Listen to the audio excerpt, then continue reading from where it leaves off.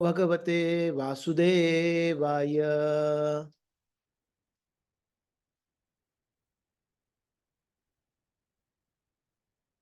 Om Namo Bhagavate Vasudevaya.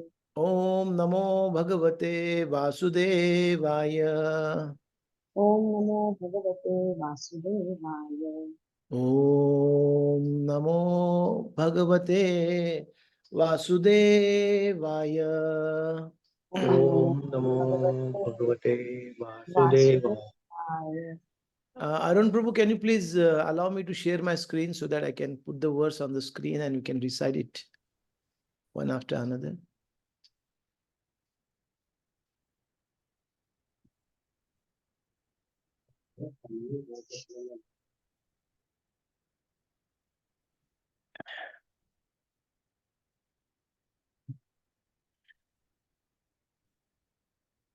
Okay. Yes. So we shall recite this verse. I will recite it first and then you can follow me. Is this the one last time we finished 13.15? Arun Prabhu, you remember it? Yes, Guruji, you finished today, but Yeah. Okay. Yes.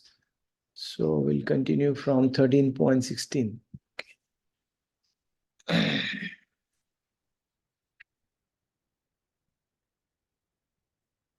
Okay. So we are reading from Srimad Bhagavad Gita as it is, chapter number 13, which is entitled Nature, the Enjoyer and Consciousness, and text number 16. So please recite after me.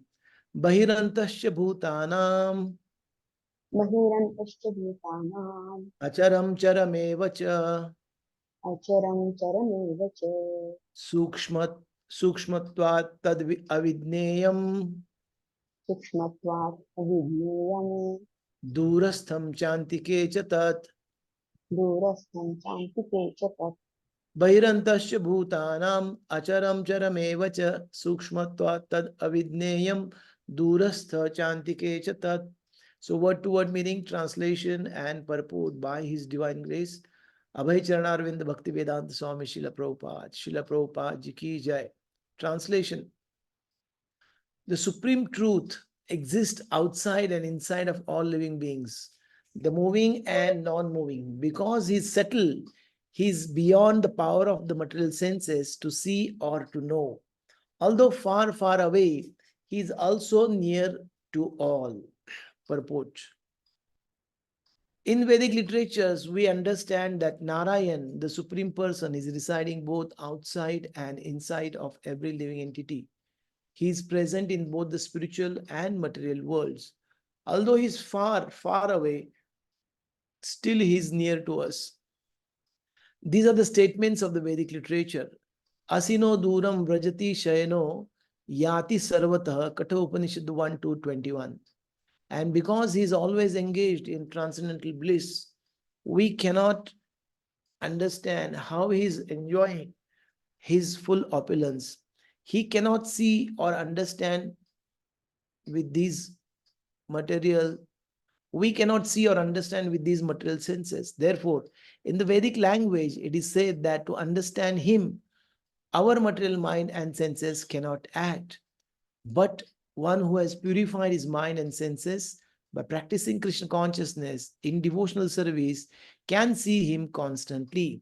It is confirmed in Brahma Samhita that the devotees who have developed love for the Supreme Lord, Supreme God, can see him always without cessation. And it is confirmed in Bhagavad Gita 11:54 that he can be seen and understood only by devotional service. Bhaktya ananyaya shakya. So we'll recite prayers. Om Ajnanatimirandasya Jnananjana Shalakaya Chakshurun Militam Yena Tasmai Shri Gurave Namaha. Sri Chaitanya Manobhishtam Sthapitam Yena Bhutale Swayam Rupa Kadamayam Dadati Swapadantikam Vandeham Shri Guru Shri Yuta Padakamalam Shri Gurun Vaishnavamsha Shri Rupam Sagrajatam Sahagana Raghunatam Vitam Tam Sajivam Sadvaitam Savadutam Parijana Sahitam Krishna Chaitanya Devam Shri Radha Krishna Padan Sahagana Lalita Shri Vishakhanvitamsha Namam Vishnu Padaya Krishna Prishtaya Bhutale Srimate Bhakti Vedanta Swamin Iti Namine Namaste Saraswate Deve Gauravani Pracharine Nirvishesha Shunyavadi Pashyatya Desha Tarine नमो महावदन्याय कृष्ण प्रेम प्रदायते कृष्णाय कृष्ण चैतन्य नामने गौरतुषे नमः हे कृष्ण करुणा सिंधु दीनबंधु जगतपते गोपेश गोपिका कांत राधा कांत नमोस्तुते तप्त कांचन गौरांगी राधे वृंदावनेश्वरी वृषभानुसुते देवी प्रणमामि हरिप्रिये वाञ्छाकल्पतरुभ्यश्च कृपा सिन्धुभ्येव च पतितानां पावनेभ्यो वैष्णवेभ्यो नमो नमः जय श्री कृष्ण चैतन्य प्रभु नित्यानंद श्री अद्वैत गदाधर शिवासदि गौर भक्तवृंद हरे कृष्णा कृष्णा कृष्णा हरे हरे हरे राम राम राम हरे हरे मुखं करोति वाचालं पंगुं लंघयते गिरिं यत्कृपातमहं वन्दे श्रीगुरुदीनतारणं ईश्वरम्।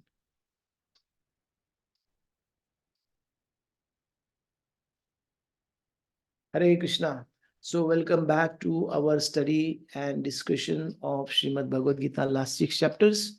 So last time we had studied, I think, last time we studied 13 point,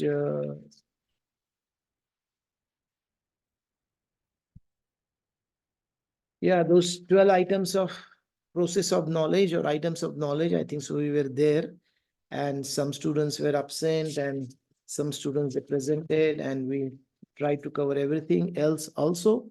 And from there, so that was actually 13.8 to 13.12. That is the second section of this 13th chapter. The first section was about the Kshetra and Kshetrajna, and the next section from 8 onwards to 19 is about, it's a little noise here at construction site, so it would be difficult for me to speak much. Okay, fine. I hope my voice is clear and loud and everybody is able to hear me. There is no disturbance. Otherwise, I have another headphone and mic. I will put up that and I'll try that. Please let me know in case you feel disturbance, and I may get some calls on my phones and somebody may ring the bell here. So that disturbance may be there. I may have to excuse and then take the call if necessary. So last time I was saying, we were into this second section where we started discussion about the Jnanam and Jneyam. So Jnanam, we discussed about those 20 items, the process of knowledge. It is the qualities, it is the process, it is the knowledge itself, Janma Mrityu Jara Vyadhi, and the process, Acharya Upasanam, approaching a spiritual master. And it is the qualities also, Amanitvam, Adamitvam, Ahimsa, Shanti, Arjavam, etc., etc. So it's a combination of all. Basically, we need that. So we discussed that, Jnanam, and then 13 onwards, we started discussion about the Jneyam, that is the object of knowledge, that which is worthy of knowing. And in that, Lord Sri Krishna, we said, is going to speak about two things in the Gayam, or that is which is knowable. That one is this individual soul and the other is the super soul.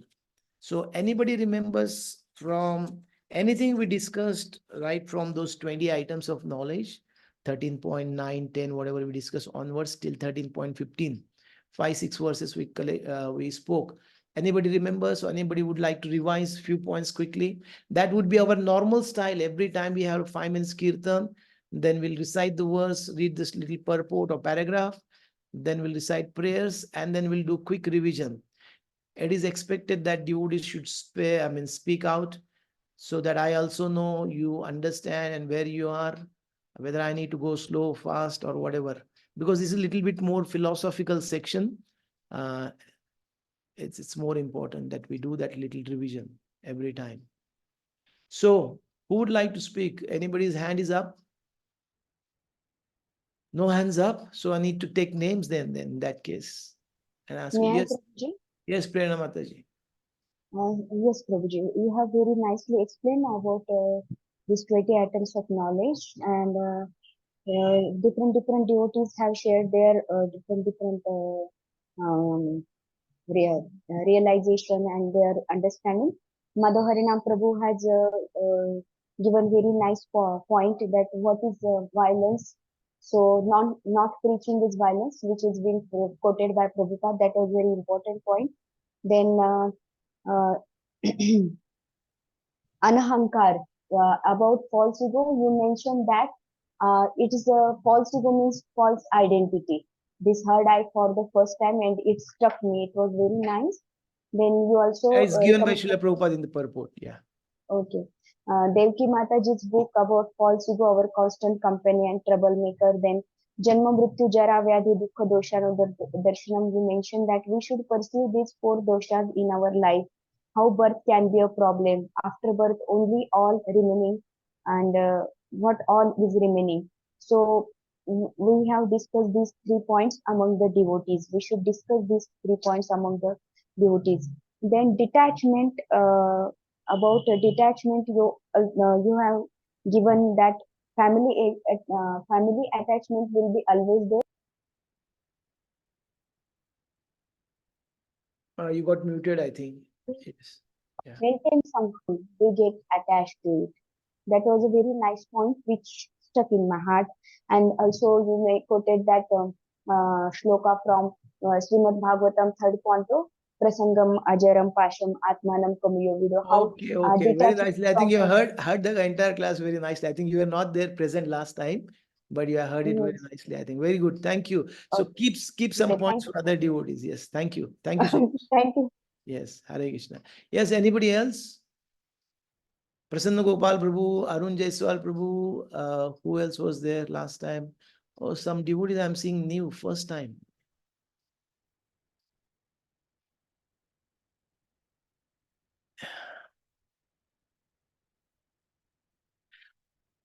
Okay, what about this Nayam, about the individual soul and super soul? Anything you remember from that? 13 onwards, 13, 14, 15, 16. Sri Ganga Putra Prabhuji, yes. Hare Krishna Guruji. Hare Krishna. Actually, like different devotees shared their points, like allotted points from 8 to 12 hours. Then next, you started with the 13, and there you were explaining like Brahman. The Brahman is referred to even soul also and super soul also. That was the point. So in that you clarified that here in 14, verse number 14, this is referred to mainly the super soul, not to the soul, because it is stated in the verse itself, sarvat sarvatah panipadam. Means like even individual soul knows about like his only shatra, about his body, but he doesn't know about other living entities or other bodies. But super soul knows about everyone. So that was the one point which we were making. Okay, fine. Thank you. Distinction between soul and super. Yes, thank you. So Srila Baldev Vidyabhushan states that this is the style of the Upanishads. In the Upanishads, you will find the description of the individual soul and the super soul, but in a mixed manner. You will not know, oh, this, but they will not state category. This is about Paramatma, this is about individual soul. They will go on stating verses one after another, and therefore we need acharyas. They will tell us, the text number 13, where it talks about Anadi Mat Param Brahma. So Anadi Mat Param Brahma, here the Brahma refers to the individual soul. Brahma can also refer to the Parabrahma without mentioning Parabrahma. It can just mean Brahma, and it can refer to the absolute truth or the super soul or Lord Sri Krishna.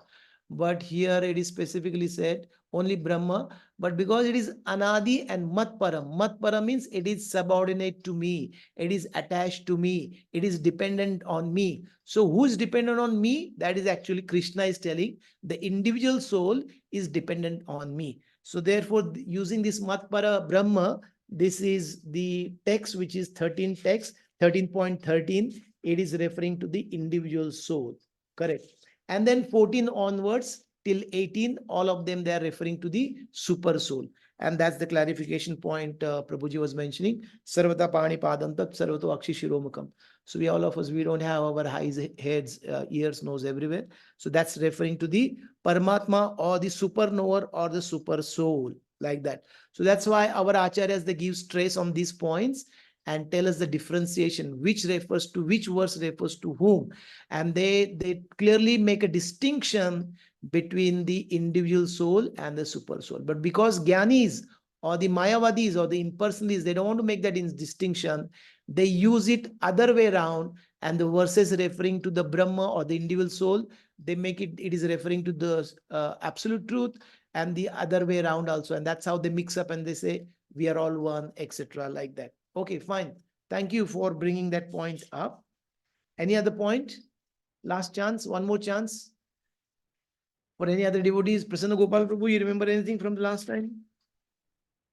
I don't remember much, but to just one point, the Gayam, the purpose, the object of the Jnana is, you mentioned that liberation and the knowledge about the Atma and the Paramatma super soul. So that is the Gayam part. And then now the description of the, as 13, it is for soul, and then now 14 onwards, it will be a description of the super soul. Okay, fine. Yes. Okay. Fine. So let us go now. I think so there are no more other points here now for anybody else to share. So we shall go to the verse under discussion now, that takes 16.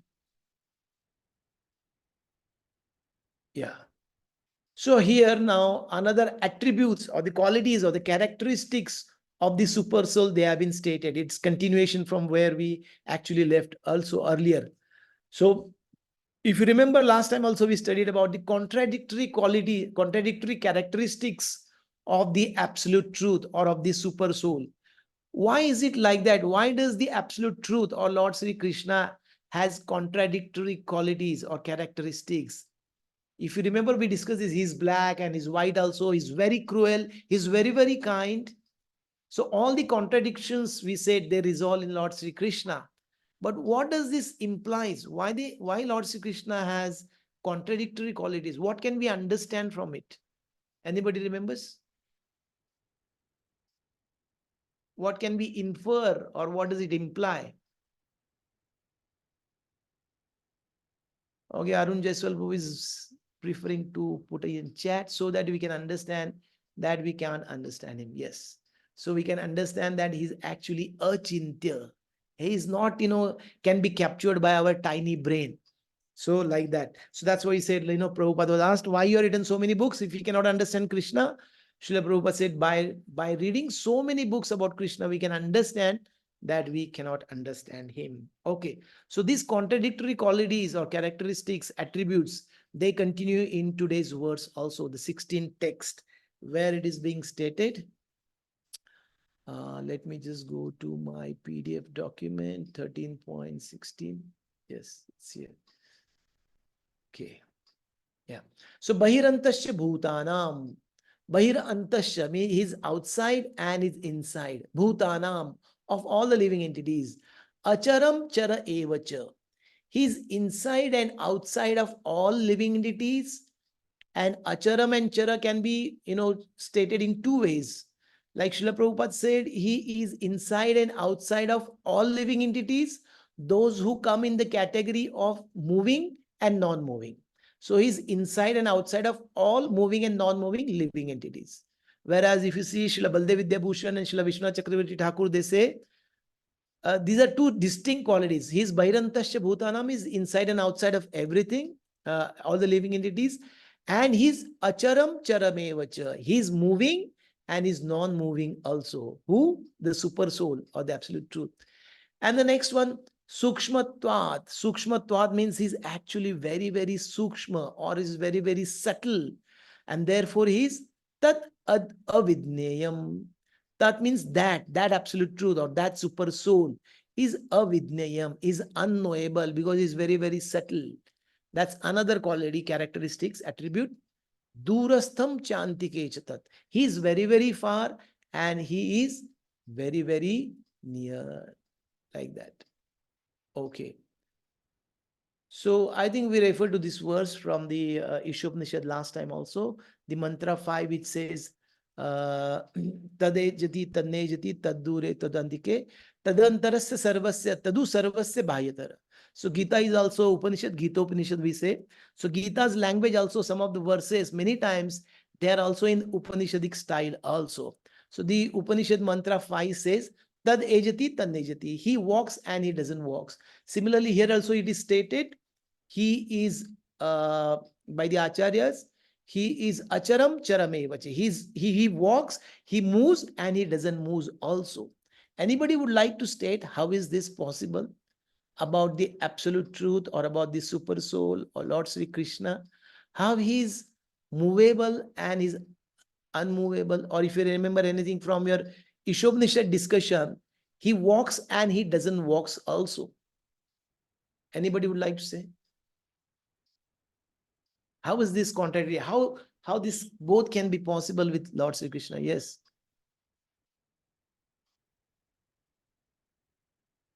Anybody would like to try? Yamuna Vilas Prabhuji. Hare Krishna, Prabhu.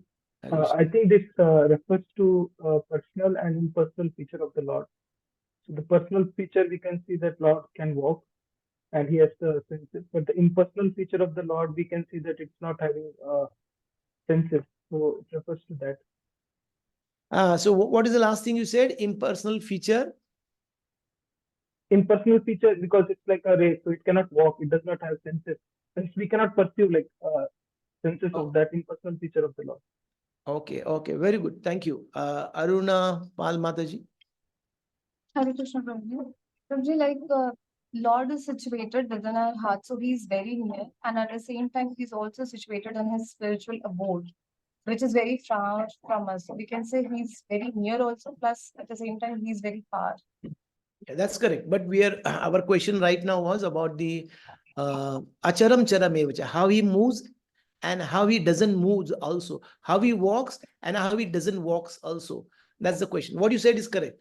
So Prasanna Gopal Prabhu.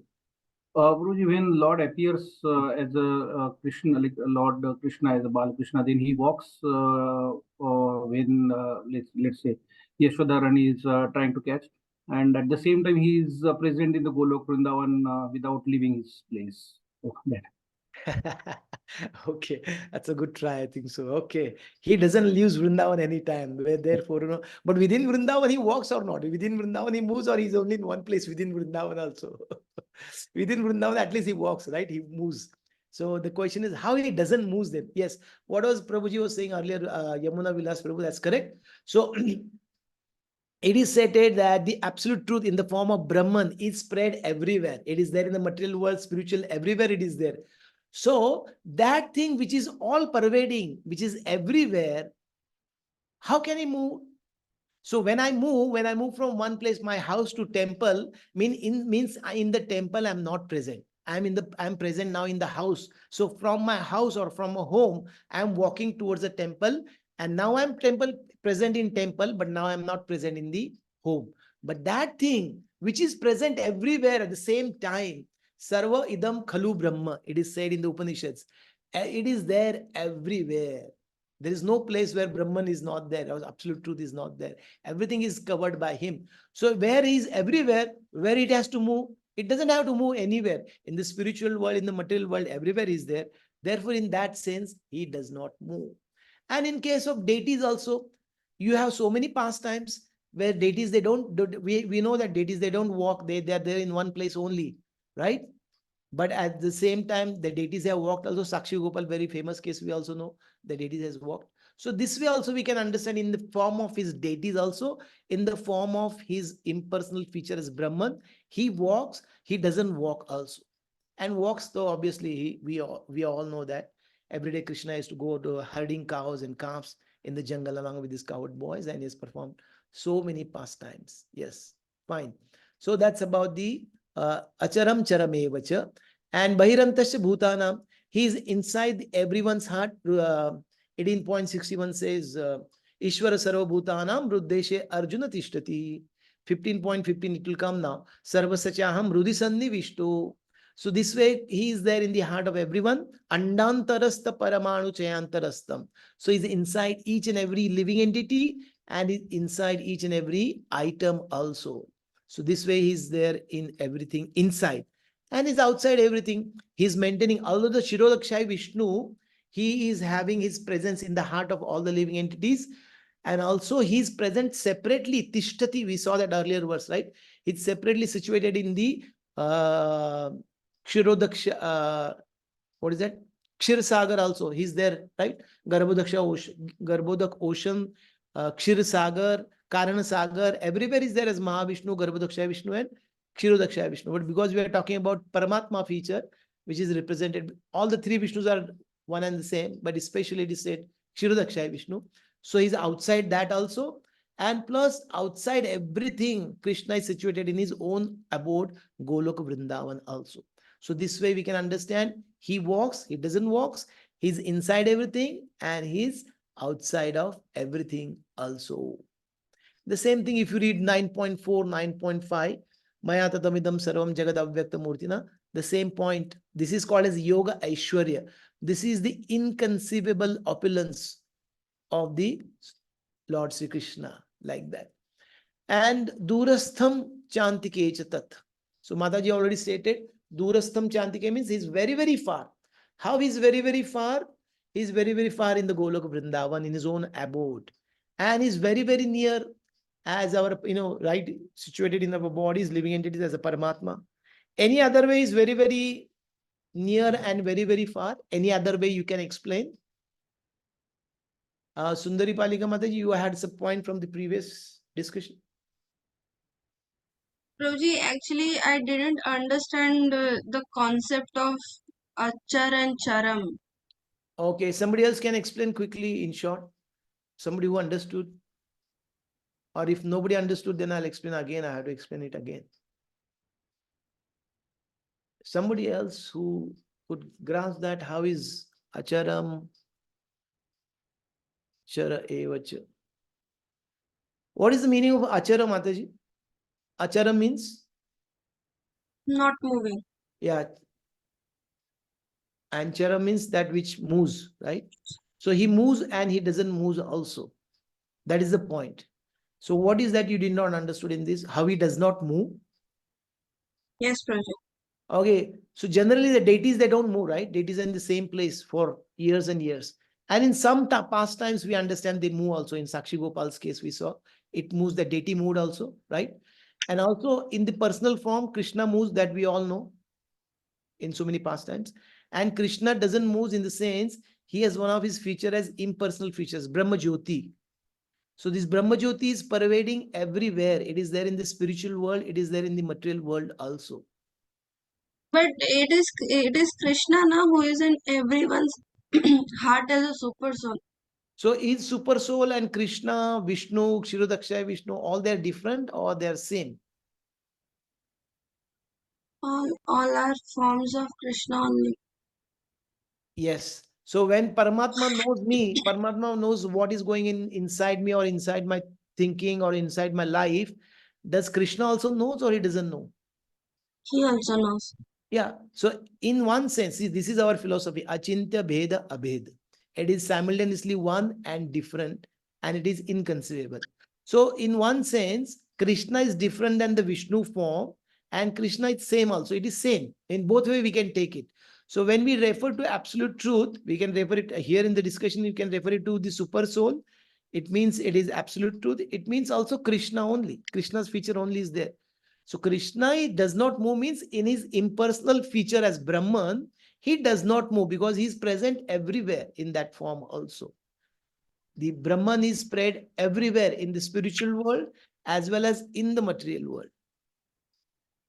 Okay? I understood. Yes. Thank you. So that which is present everywhere, that does not have to move anywhere or go anywhere.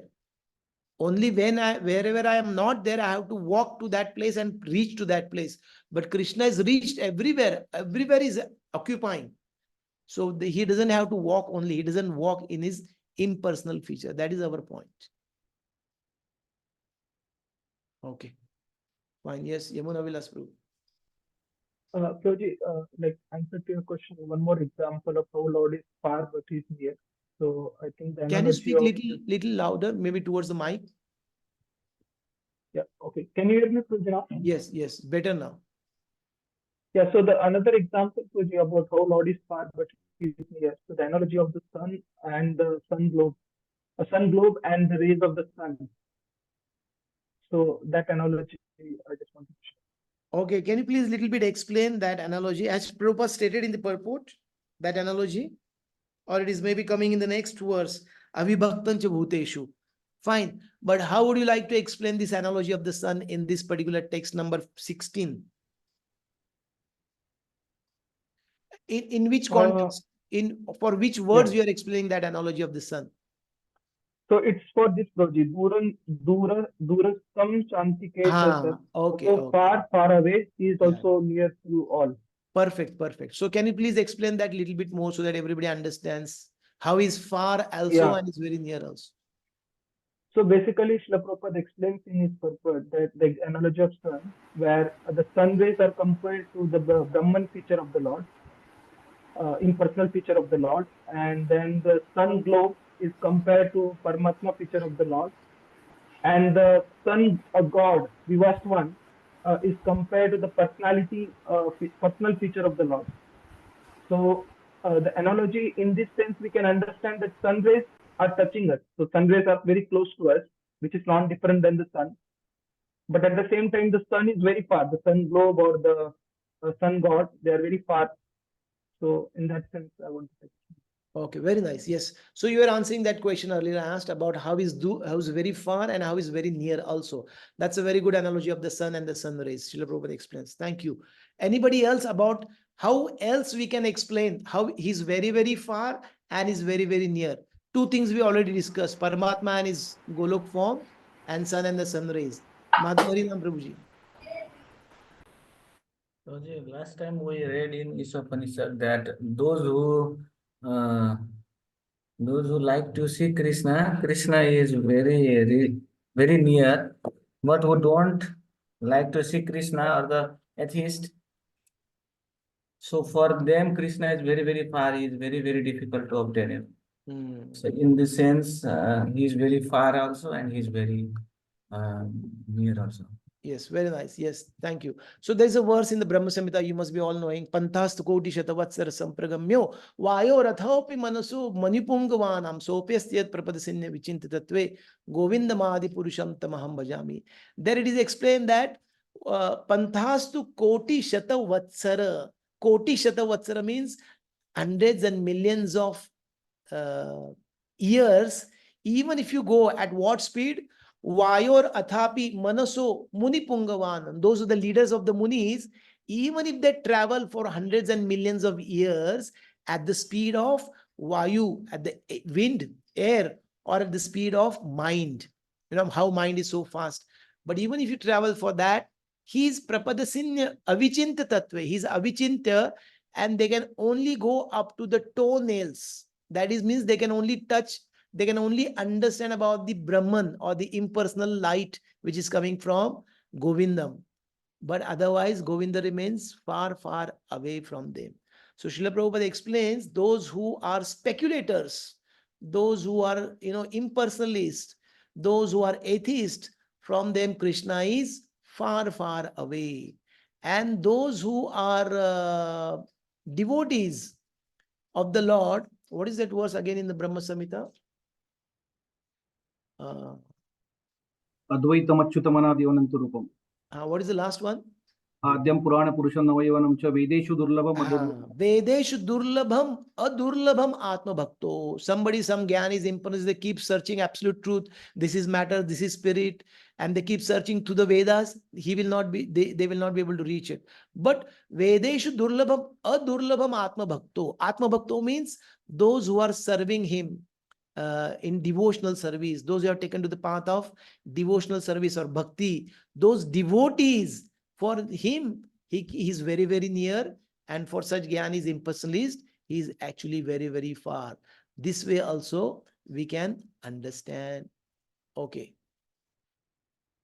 Any, I think some hands are raised. I want to ask them any points they want to add about Sri Ganga Putra Prabhuji.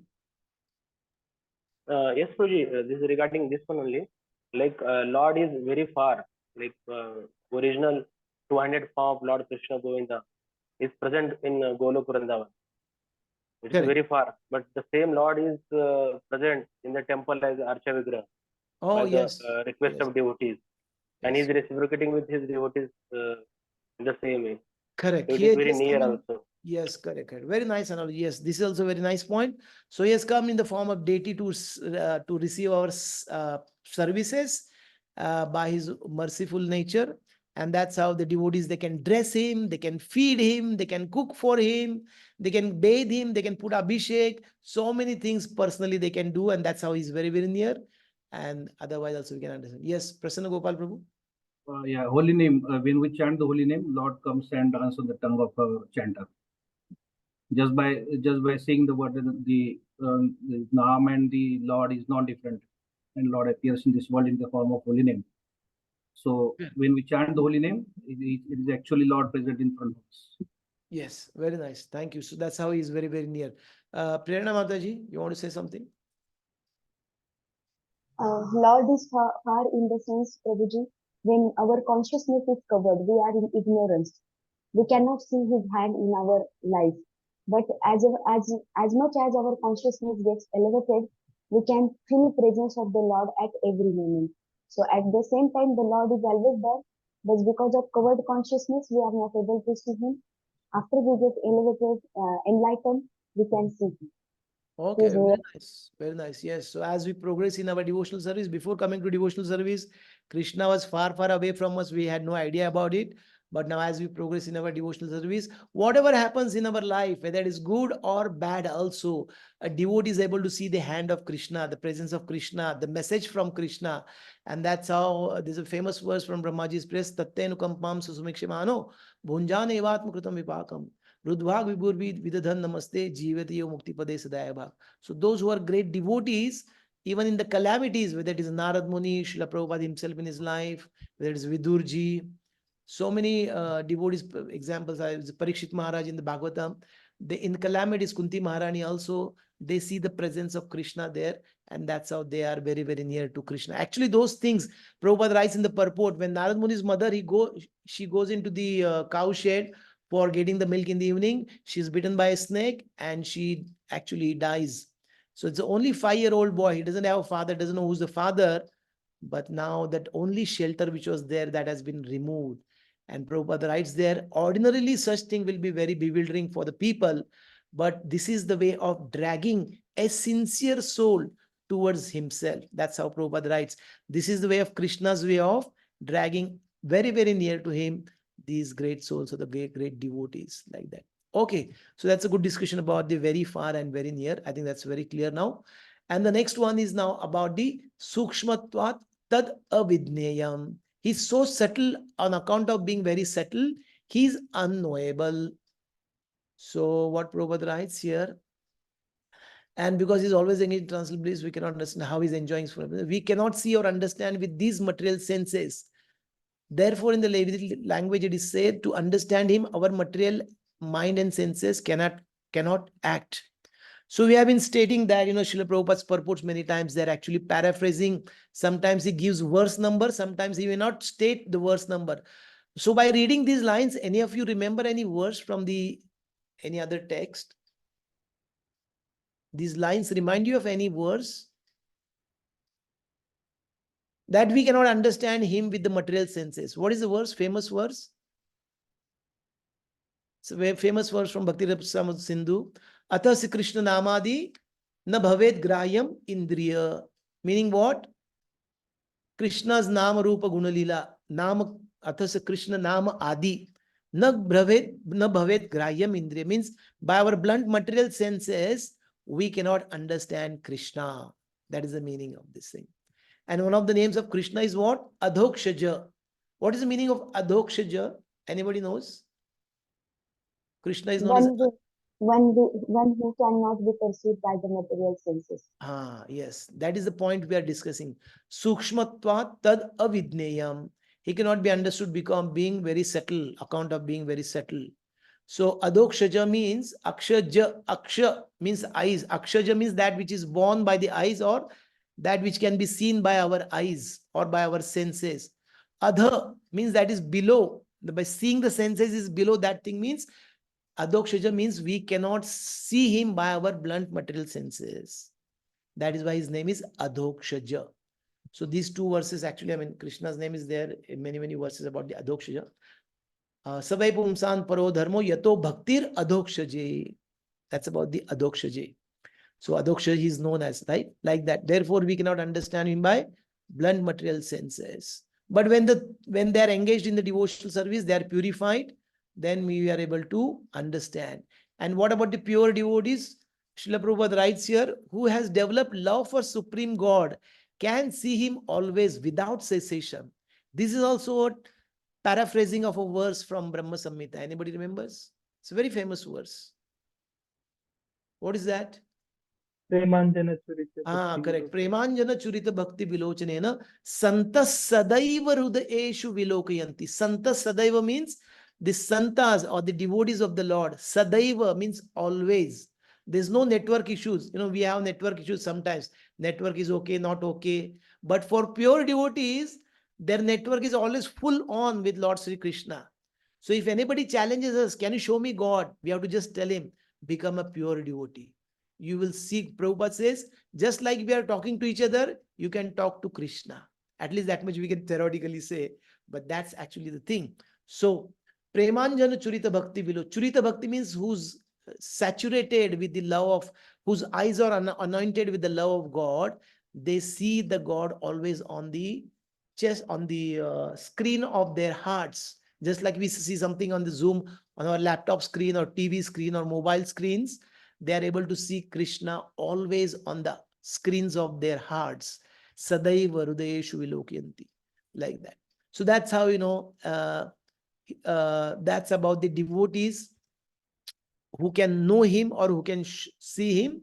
But otherwise he is, what is that? Sukshmatvat avidneyam, tad avidneyam. He is actually not knowable on the account of being very subtle. And lastly, Prabhupada also quotes the famous verses from Bhagavad Gita 11.54, where it is said, Bhaktya to ananyaya shakya. Aham evam ve vido arjuna, jnatum drashtum cha tatvena, praveshtum cha parantapa. So he's saying 11.54, Bhaktya to ananyaya shakya, only by unalloyed devotional service we can know Krishna. Otherwise, there is no other process. By jnana, by karma, we can progress and we can come to the path of bhakti, but only by jnana or only by karma, only by yoga, it is actually very difficult. But by bhakti, we can know him as he is. Same thing is stated in 18.55, Bhaktya mam abhijanati yavan yaschashmi tatvatah. Like that. Okay, fine. I think so. We have a quotation. We can read it, or maybe we can come back later if we have some more time, and then we can discuss. Otherwise, I think our speed will be very low, and then I'm purposely also going very slow because I'm not able to get devotees' responses during question answers, interactions, during revising the points. So I'm not sure whether I'm going too fast or you're not able to catch it, or it is something else. Fine. So let's go now without reading the quotation from Srila Prabhupada on this 16th text. We will go to the 17th verse where another attributes, another characteristics of the super soul or the absolute truth, they have been mentioned. 13.17, we'll recite together. Avibhaktam cha bhuteshu vibhaktam iva cha sthitam bhuta bhuta cha tadneyam grasishnu prabha vishnu cha. Can somebody please read? Suvidha Mataji, can you please read the translation of the 17th text? You there, Suvidha Mataji? Are you able to hear? Or somebody else? Sri Gangaputra Prabhuji, can you please read? Yes, Guruji. Yeah. Although the super soul appears to be divided among all beings, he is never divided. He is situated as one. Although he is the maintainer of every living entity, it is to be understood that he devours and develops all. Okay, fine. Thank you. So what is being stated in this 17 text? What are the characteristics of the super soul? Avibhaktam cha bhuteshu. Avibhaktam. Vibhakta means divided. Avibhakta means is not divided, without division. Without division, he is in all living entities. cha bhuteshu. But how is he situated in all living entities, although he is undivided? Vibhaktam iva cha sthitam. He is situated as if he is divided in all living entities, although he is not divided like that, or without he is without division, but is situated as if he is divided in all the living entities. Bhuta bhrutya, Bhuta bhartu chatadneyam. Bhuta bhartu means what? He is the maintainer. Bharta, bhokta, we said, right? It's coming in 13.22, I think so. Yeah. Bharta means is the maintainer. Bhuta bharta means actually is maintaining all living entities. Srila Prabhupada mentions whether it is an ant in the corner of our house or the big elephants in the African jungles who eat maybe hundreds of kgs at one time. Who is providing to everyone? Krishna is only providing. So he's maintaining everyone. Bhuta bhartu cha tadneyam. Grasishnu prabhavishnu cha. Grasishnu means actually he is devouring everyone. He destroys everyone. And prabhavishnu means he develops also everyone. Like that. So these are the two main qualities. He appears to be divided among all living entities, although he is not divided. And although he maintains everyone, it is still understood that he devours also and develops also all of them. So without going to purport, I hope at least some of you have read these purports before coming into this discussion. That's what is the expectation. So can somebody say about these points? What analogy Srila Prabhupada mentions in the purport about although he appears to be divided, how he is not divided? Who would like to mention? Please raise your hands. How many of you read these purports, at least 8 to 10 verses or 10, 12 verses before coming to our discussion? There's one hand, two hands. Okay. Some hands are halfway up. Maybe 4, 5 verses you are read. Okay. Fine. Okay. I'm happy to see. I would like to see more and more hands coming up. At least that's much you can do on your part. Okay. Thank you. So those who raise the hands only for answering this question about reading, please lower it down.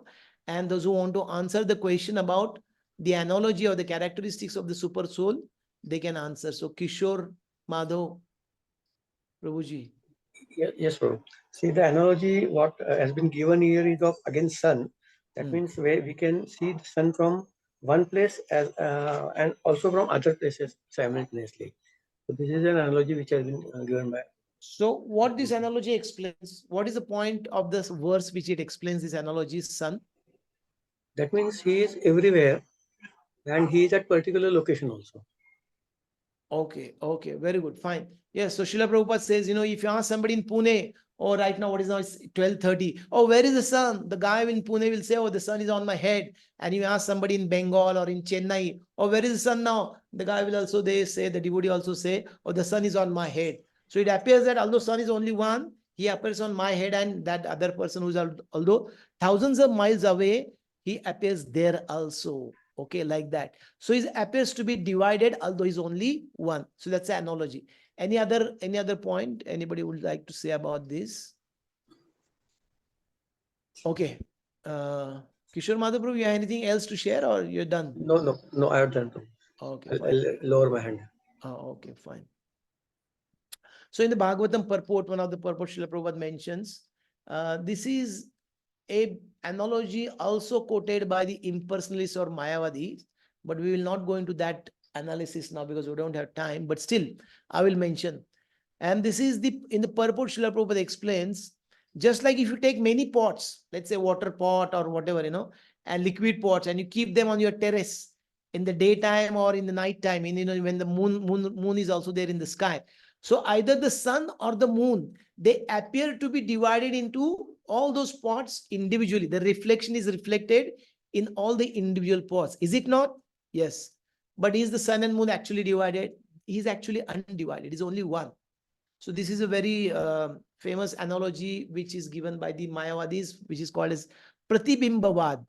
So we will not go into that right now, but that is how they also use it. Oh, absolute Brahman, all the the living entities means the absolute Brahman only is Pratibimba, is reflected, and therefore when we get moksha, then we become only one Brahman. Or sometimes they give this analogy of Ghatakash and Patakash. the Akash or the space which is within the pot and outside the pot and inside the pot. The same Akash or the space is there. If you just break the pot, it becomes one. Oh, it appears very brilliant and very convincing, but it's actually very wrong. But we will not go into that. We can go into that some other time. But this is the analogy which is quoted by Srila Prabhupada about the sun or the moon appears to be reflected in many pots, but actually it is only one. So that's the point I just wanted to make. Fine. So, Bhuta Bhartu cha Tadneyam Krasishnu Prabhavishnu cha. So he is to be known as maintainer, and he is known as maintenance, destruction, and the creation of all the living entities. He maintains, he develops them, Prabhavishnu, and he destroys them also, Grasishnu. So what does the Lord says? And the Supreme Lord, although the maintainer of the every living entity, devours everything at the time of annihilation. This was confirmed in the 11th chapter when the Lord said that he had come to devour all the warriors assembled at Kurukshetra. What is the verse? Does it reminds you of any verse?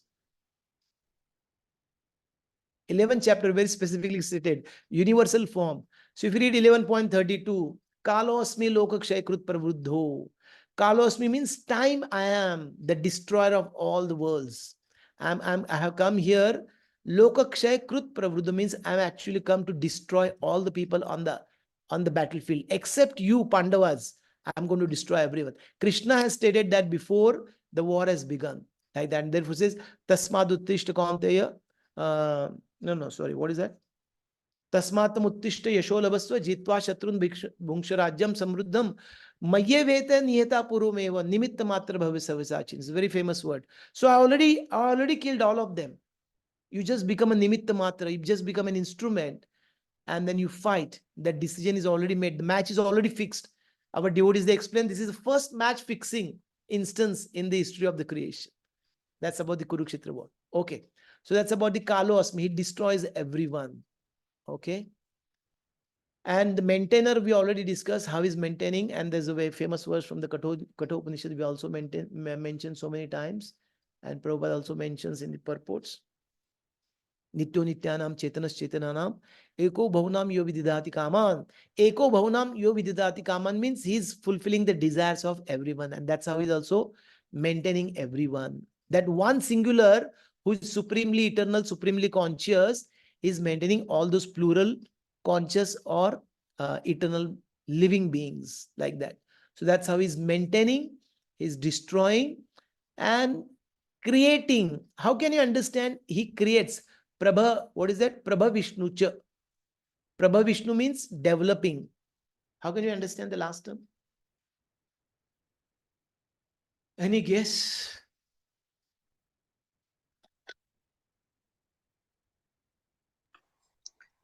Prabhu, procreation can be an example of developing. Okay. Okay. Karmana Daiva Netrena. By the arrangements of the superior authorities, Daiva Netrena, and by the living entity's own karma, he is being placed into particular mother's womb. Yes, that is stated. So we can say that. What else? Somebody else has raised the hand. Who was that? Arun Prabhu, yes. He says Sarva Yonishu Kaunteya, that he is the father of all living entities. Correct. So in that way he is creating. Yes. And when Mahavishnu glances over the what is that Tattva, then the creation happens. Yes. So in that sense, can you understand? Yes, that's perfect. Yes, this is what I was looking for. So at the time of creation also, when the Mahavishnu glances on the Pradhana, it's called as Pradhana. When he glances, he puts the living. This verse is going to come, I think, next in the 14th chapter, next chapters. That verse will come and we'll discuss more about that. But that's how, he is the father of Aham Bija Pradapida. He is the father of all the living entities, and that's how he's giving birth. And those living entities, after the night of Brahma or after the lifetime of Brahma, when all the souls, they are not destroyed, but they are actually in the unmanifested form, they are there. They come out when Mahavishnu glances on this Pradhana, and with the Kala, Karma, and Swabhava, he actually impregnates, and that's how the Mahat Tattva develops. And then the further secondary creation is done by Lord Brahmaji. So that way also we can say. Yeah, very nice. So just one side point I just wanted to mention about this Kalosmi Lokakshay Krut Prabuddho. How the time devours everything. So very powerful energy of the Lord. We have this time management seminars also. So Srila Narad Muni in the first canto of Srimad Bhagavatam, he explains how the time in the form of Kala Sarpa, it destroys everything. And there's a chapter called Dhritarashtra Quits Home. So Dhritarashtra, after this strong preaching by Vidurji, he actually leaves home without telling Yudhishthir Maharaj. Now Dhritarashtra is living in the palace of Yudhishthir Maharaj and along with his wife Gandhari, etc. So after the preaching by Vidurji, he leaves along with Kunti Maharani. They all three of them leave without telling anybody. And when Yudhishthira Maharaj comes to know, he actually starts lamenting, oh, how is it? Sanjaya, do you know how come this my uncle, where he must be in the forest, how he must be maintaining himself, etc. He's actually lamenting like that. So that time Narad Muni tells him that, give up your anxiety due to the ignorance of the self. You are now thinking how they are, who are helpless, poor creatures, will exist without you. But he says, the gross material body made of 5 elements, Kala Karma Gunadhino, Dehoyam Pancha Bhautikam. This is under the eternal time. This body is under the control of eternal time and action, karma, Kala Karma Gunadhino. The modes of nature, guna. How then it can it be that being already in the jaws of the serpent, it protests others? So he's telling in other sense to Yudhishthira Maharaj, don't worry about the Dhritarashtra and Gandhari, etc., and their maintenance. He obviously tells Yudhishthira Maharaj that after 4 days from now, what is going to happen to Dhritarashtra, how he's going to be in the yoga position, he will emulate, he will burn himself, and Gandhari will also enter that fire, etc. He knows, he can see that what is going to happen in future also, Narad Muni. But now the point here is saying that you yourself are already in the jaws of death. You are already you are already in the mouth of the Kala Sarpa. You are going to be devoured yourself, but still you are thinking about protecting others and you are worrying about them. Like that he says. So please pay first heed to yourself, your own needs, and then try to protect others. Like that he's trying to say. Just like Chaitanya Mahaprabhu, Bharat Bhumite Janam Hoila Yar, Janam Sarthak Kari Kara Para Upkara. That's in those lines he's saying. Fine. Any questions or comments? Otherwise, we'll just take a 5-7 minutes break and then we'll come back and we'll discuss the further verses. Any questions or comments on what we discussed so far?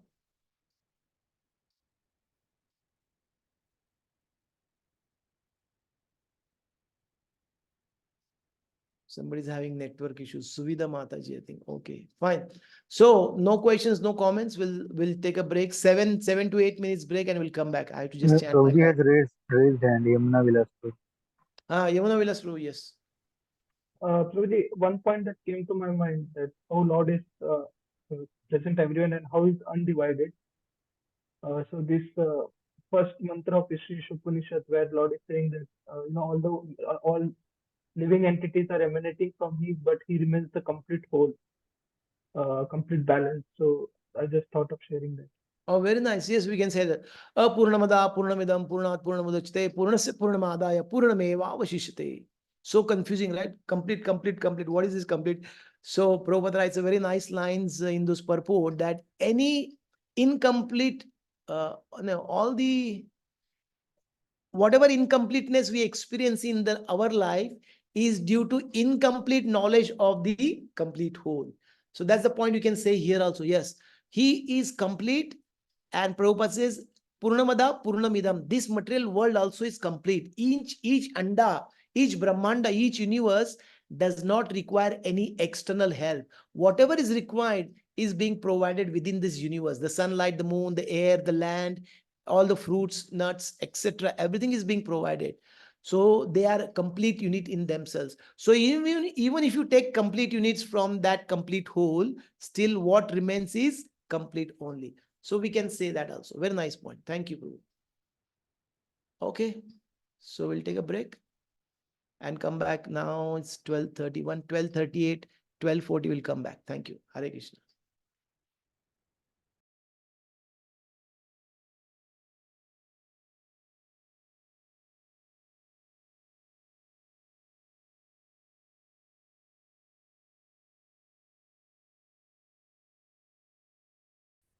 Okay. So I have just pressed on play and it is recording again, I think so.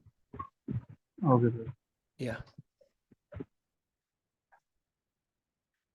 So he is the light of all the luminous objects and he is beyond the darkness of matter. And Jnanam, Jneyam, Jnanagamyam is very interesting. Jnanam is actually the knowledge, and Jneyam, we have been discussing Jneyam in this particular section, the object of knowledge, and Jnanagamyam, by obtaining that knowledge or by studying that object of knowledge, where do you want to reach? Gamyam, Jnanagamyam. So all these three, Krishna is saying that is me. If you have been noticing, we have been studying Jnanam and Jneyam in this particular first verse where Arjuna asks 6 terms. He asks about Jnanam and Jneyam. Now Krishna is adding one more term to that without being asked, Jnanagamyam.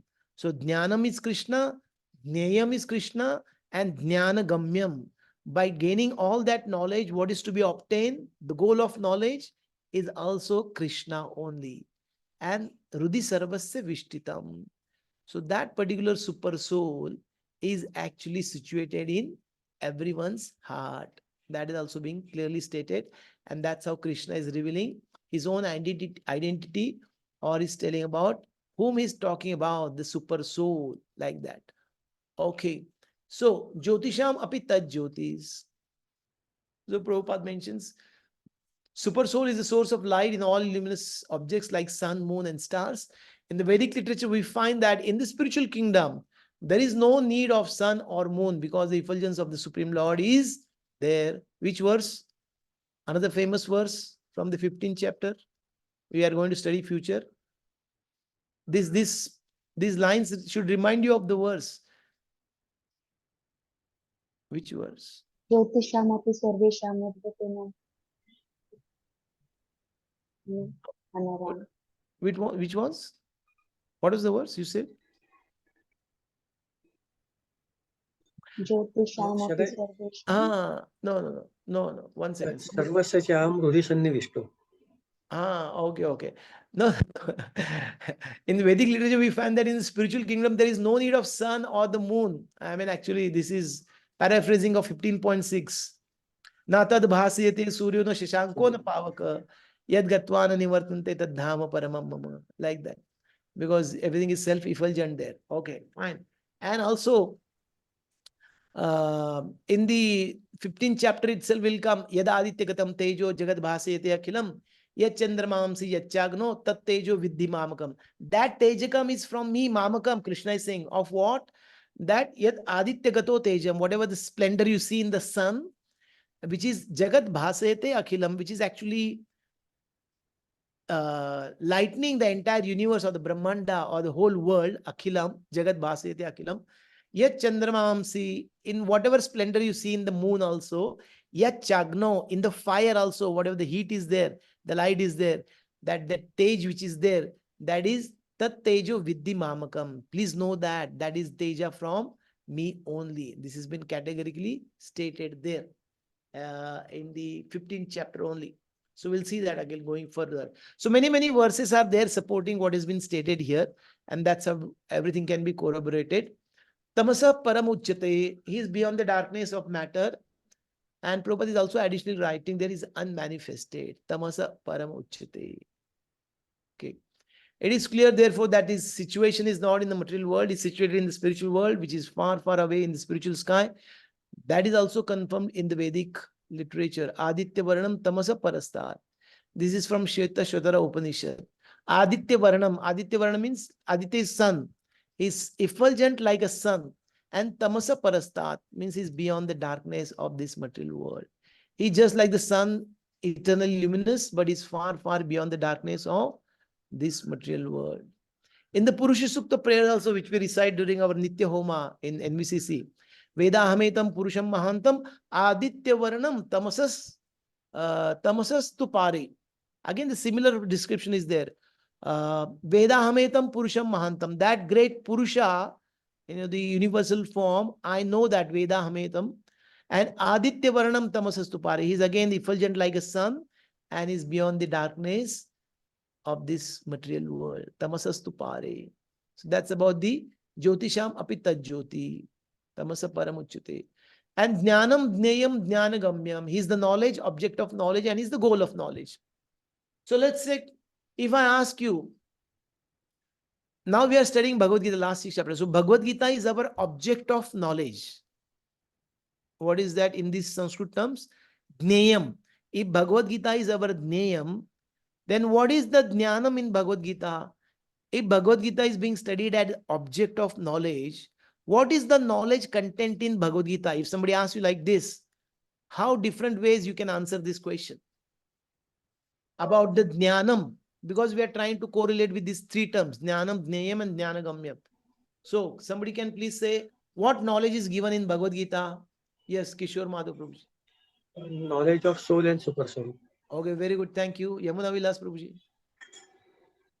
Prabhuji, the five elements of knowledge like karma, time, kala, then living entities, jiva, prakriti, the material nature, and the Supreme Lord. So these five. Perfect. So elements of Ishvara, knowledge. Jiva, Prakriti, Kala, Karma. These five things are knowledges are being explained in the Bhagavad Gita. Very good. So that's the Jnanam in Bhagavad Gita. Arun Jaiswal. Saying devotion to Lord, Okay, devotion to the Lord. Very like good. Bhakti Yoga. Okay, we can say it is there Karma Yoga, it is there Jnana Yoga, it is there Ashtanga Yoga, and it is there in Bhakti Yoga also. All these are also explanations in Bhagavad Gita. That is the knowledge content. That is the knowledge in Bhagavad Gita. Mukunda Pad Prabhuji. Yeah, this only Prabhuji. Just now you told different kinds of fine. yogas by which one can surpass this and go to the Supreme Lord. Okay, fine. That is also stated. Madhav Harinam Prabhu, last. Prabhuji, in 13th chapter 8 to 12 verse, there is also stated about Jnana. Yes. Jnanam iri proktam, ajnanam vedantana. So 26 qualities there are knowledge. Perfect, perfect. So these 20 items or 20 processes of knowledge, we can say items of knowledge also. So those also we can call as amanitam, adamvitam, all those things. So all these different things we can explain as jnanam. Then we can explain as the jneyam, as the object of knowledge, that is Bhagavad Gita itself. And jnana gamyam. By studying Bhagavad Gita, these topics, what do you want to achieve or where do you want to go? Jnana gamyam. Can somebody say? What is the goal of Bhagavad Gita? Studying Bhagavad Gita. Where should one reach after studying Bhagavad Gita? To surrender to the Supreme Lord, Krishna. Okay, Supreme Lord Krishna, that's one thing. Okay. What else? We can answer it in so many ways. Sundar Palika Mataji.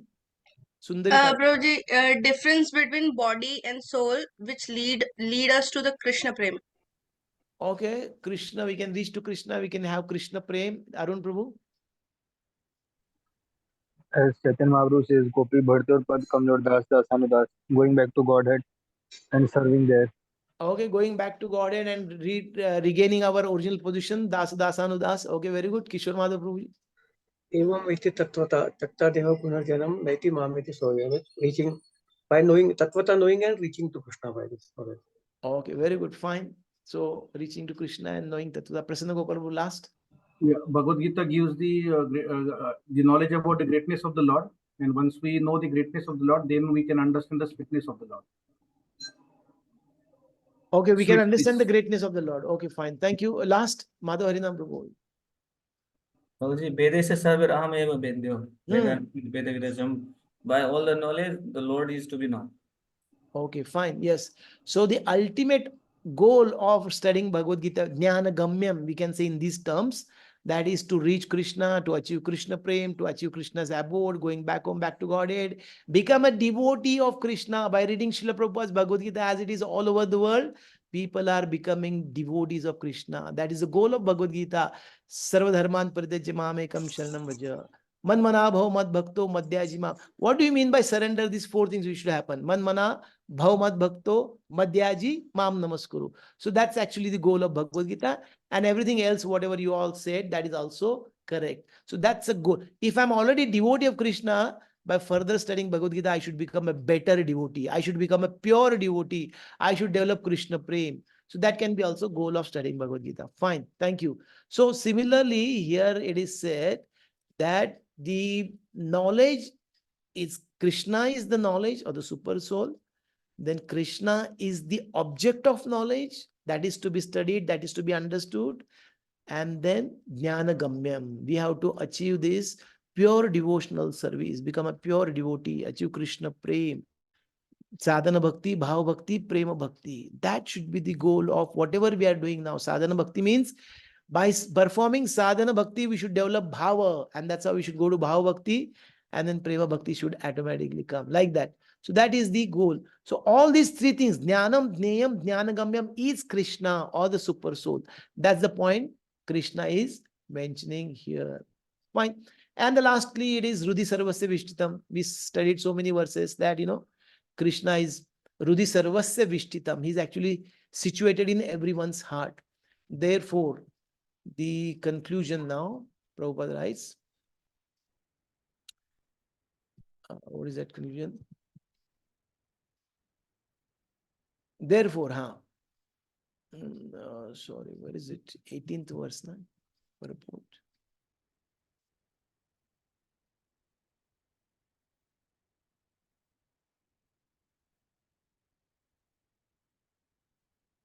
No, this is the last one more paragraph. Yes, okay, yeah. Therefore, yeah, it comes there. Last third paragraph, you can see. Therefore, that there are two nodes of the field of activity, the individual soul and the super soul, must be admitted. One's hands and legs are distributed locally, but Krishna's hands and legs are distributed everywhere. This is confirmed in Shweta Shotara Upanishad.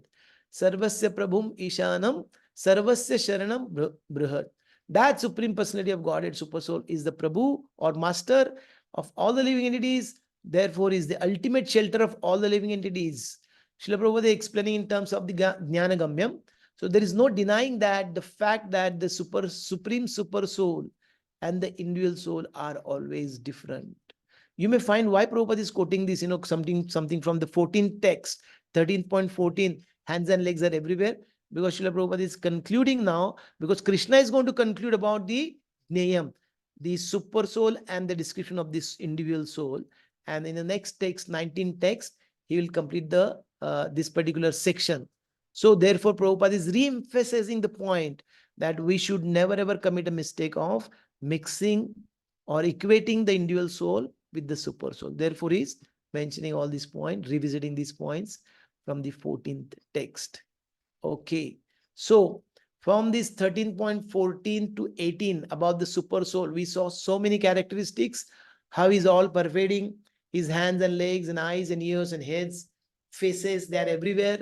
He is the original source of all senses, but he's without senses, means he doesn't have material senses, he has spiritual senses.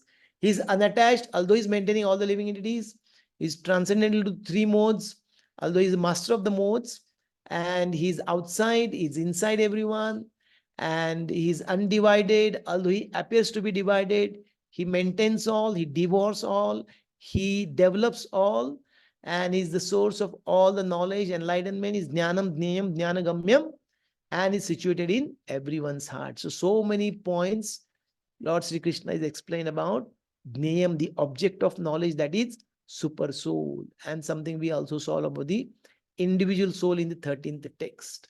Okay, now this topic is going to be concluded in the 19th text.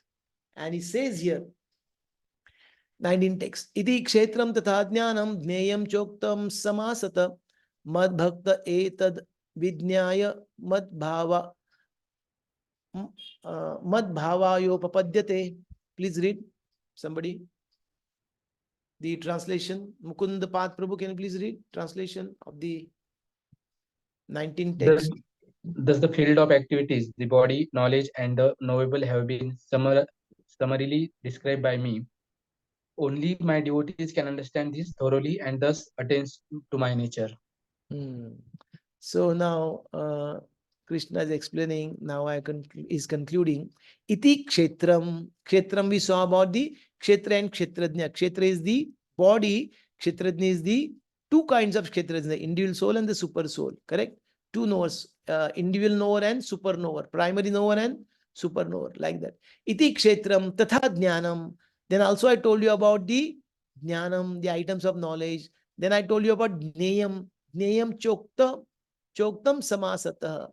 So this kshetra, kshetrajna, jnana, jneyam, I told you about in samasata, in short, in summary, in overview, I gave. And if you want to study details, go to Vedanta Sutra, I said earlier. And what about these points? Jnanam, Jnayam, Kshetram, Kshetrajna, about it. Mad Bhakta Etad Vijnayam. My devotees, they will understand this very, very thoroughly without any mistake, without equating soul and individual soul and the super soul. They will not mix it up like the impersonalist. Mad Bhakta Etad Vijnayam. And then by knowing this very, very nicely about these 6 items, what is the result of that? Mad bhava yopapadyate. They will attain to my nature. My nature means they will attain to my eternal abode. They will also become immortal like that. They will not be having to accept again the material bodies. They will come back home, back to Godhead. They will achieve Vaikuntha planets. That is what Krishna is assuring in this 19th text, like that. Yes, so we can see that although this is a Jnana section, last 6 chapters, it is not that it is impersonal Jnana. It is the knowledge which will open up the doors of bhakti. It will enhance our devotional service. Therefore, even in this Jnana section, the bhakti is prominent, as Krishna mentions, Mai chananya yogena bhaktir avyabhicharani. The most important item of knowledge or the process of knowledge is to attaining Mai cha ananya yogena. Ananya means not anyone else. If somebody is performing ananya bhakti, means kevala bhakti or shuddha bhakti, uttama bhakti, bhaktir avyabhicharini. Avyabhicharini means without without deviation, on every day, daily basis, 24 hours. There also this is bhakti is being emphasized here. And now he says, Mad bhakta etad vidnyayam, mad bhavayo papadyate. So my devotees will understand and they will come back to me. Okay, please read. How many paragraphs are there? 3 paragraphs. 1, 2, 3. Yeah, 3 paragraphs. 3 devotees can read. First paragraph, Yamuna Vilas Prabhu, can you please read? Yes, Prabhu. The purpose. The Lord has described in summary the body, knowledge, and the knowable. This knowledge is of 3 things: the knower, the knowable, and the process of knowing. Combined, these are called Vijnan, or the science of knowledge. Perfect knowledge can be understood by the unalloyed devotees of the Lord directly. Others are unable to understand. The Monis say that at the ultimate stage, these 3 items become one. But the devotees do not accept this. Knowledge and development of knowledge means understanding oneself in Krishna consciousness. We are being led by material consciousness, but as soon as we transfer all consciousness to Krishna's activities and realize that Krishna is everything, then we attain real knowledge. In other words, knowledge is nothing but the preliminary stage of understanding devotional service perfectly. In the 15th chapter, this will be clearly explained. Okay, thank you. Somebody else? Aruna Mataji, would you like to read the next paragraph? Yes, Prabhuji.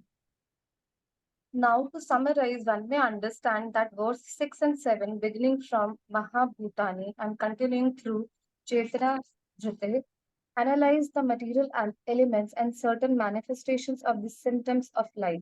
These combine to form the body or the field of activities.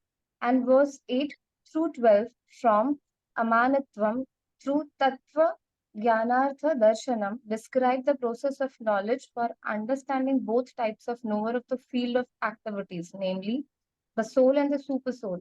Then verses 13 through 18, beginning from Anadi Param and continuing through Riddhi Sarvasya Vishchitam, describe the soul and the Supreme Lord or the Super Soul. Thank you. Somebody else, Kishore Madhav Prabhu, would you like to read the next paragraph? Yes, Prabhu. Thus, 3 items have been described: the field of activity, that is the body, the process of understanding, and both the soul and super soul. It is especially described here that only the unalloyed devotees of Lord can understand these 3 items clearly. So, for those devotees, Bhagavad Gita is fully useful. It is they who can attain the supreme goal, the nature of Supreme Lord Krishna. In other words, only devotees and not others can understand Bhagavad Gita and derive the results. Okay, fine. Thank you. So just like Krishna is summarizing now, similarly, Srila Prabhupada also summarizing whatever we have studied in this chapter so far. Now that's how we conclude the second section of this particular chapter, that is Jnana and Jnayam, after describing Kshetra and Kshetrajna.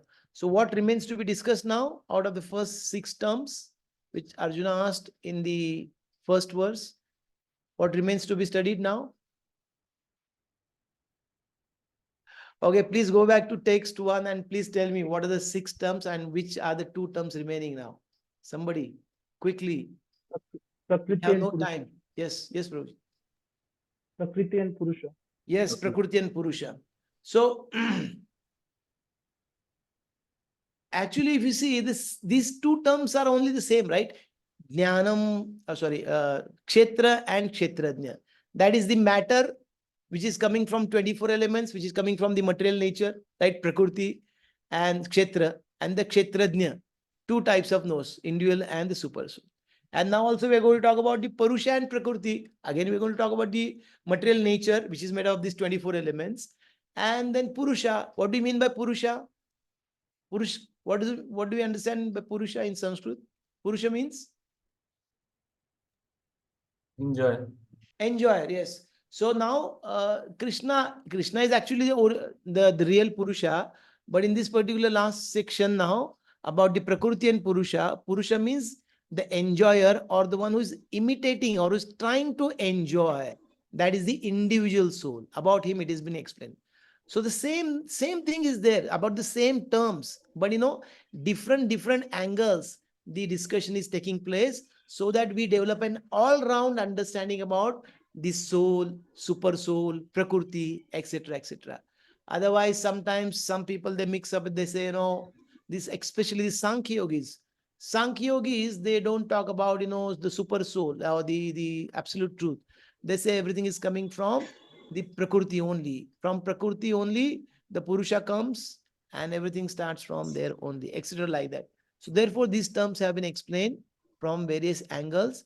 And now in these last in the next six to 7 verses, 13.20 to 26, Prakriti and Purusha, that discussion will come, and how their union takes place, their combination, how that is effected, and since when. Somebody needs to go on mute. Somebody is not muted. So that will be actually discussed. Prakriti and Purusha. Okay. How this Purusha, he gets caught up in although he's superior by nature, he's a superior energy, but he gets caught up in the inferior energy, that is Prakriti. That will be actually discussed. Fine. So 13.20.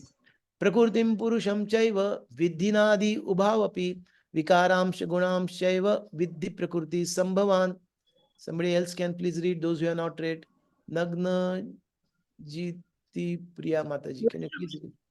Material nature and the living entity should be understood to be the beginningless. Their transformations and the modes of matter are products of material nature. Please read the purport also. By the knowledge given in this chapter, one can understand the body, the field of activities, and the knower of the body, both the individual soul and the super soul. The body is the field of activity and is composed of material nature. The individual soul that is embodied and enjoying the activities of the body is the Purusha or the living entity. He is one knower and the other is the super soul. Of course, it is to be understood that both the super soul and the individual entity are different manifestations of the Supreme Personality of Godhead. The living entity is in the category of his energy, and the super soul is the category of his personal expansion. Both material nature and the living entity are eternal. That is to say that they existed before the creation. The material manifestation is from the energy of the Supreme Lord, and so also are the living entities. But the living entities are of the superior energy. Both the living entities and material nature existed before this cosmos was manifested. Material nature was absorbed in the Supreme Personality of Godhead, Mahavishnu, and when it was required, it was manifested by the agency of the Mahat Tattva. Similarly, the living entities are also in him, and because they are conditioned, they are averse to serving the Supreme Lord. Thus, they are not allowed to enter into the spiritual sky. But with the coming forth of material nature, these living entities are again given a chance to act in the material world and prepare themselves to enter into the spiritual world. That is the mystery of this material creation. Actually, the living entity is originally the spiritual part and parcel of the Supreme Lord. But due to his rebellious nature, he is conditioned within material nature. It really does not matter how these living entities or superior entities of the Supreme Lord have come in contact with material nature. The Supreme Personality of Godhead knows, however, how and when this actually took place. In the scriptures, the Lord says that those attracted by this material nature are undergoing a hard struggle for existence. But we should know it with certainty from the descriptions of these few verses that all the transformations and influences of material nature by the three modes are also productions of material nature. All transformations and variety is respect to in respect to living entities are due to the body. As far as spirit is concerned, living entities are all the same. Okay, thank you. So Prakurtim Purusham Chaiva. Prakurti means this material nature. Purusha means the living entities here. Cha eva, certainly both of them. Vidhi, Nadi, Ubhavapi. Ubhavapi means both of them. Vidhi means no. That how are they? Anadi, they are without beginning. Anadi Mat Param Brahma. We already studied this word Anadi. So Anadi has two meanings as far as the soul is concerned. What are the two, or at least one meaning? Can somebody explain? What did we discuss about Anadi? What do you understand by the word Anadi? May I, Eternal. Prabhu? Yes, Prerna May Mataji. You can't trace when the soul came into existence, and it has no beginning and end. Okay, another means there is no beginning and end, and you cannot trace out the history or the date when it came into the existence, right? Na jayate amrite, we saw that last time. Okay. Somebody else was trying to explain another meaning of Anadi. Okay. Yes, I was trying. It's like same eternal.